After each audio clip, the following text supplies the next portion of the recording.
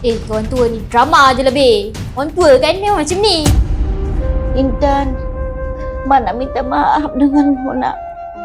Kalau gelaran Mak ni menyusahkan Intan, Mak tahu Mak tak dapat nak bagi kamu kesenangan nak. Kalau Allah tarik nyawa Mak nak pergi sekarang juga. Mak nak minta maaf dengan kamu. Halalkan makan minum Mak sebelum Mak pergi ya nak. Perlulah mak awak, Intan.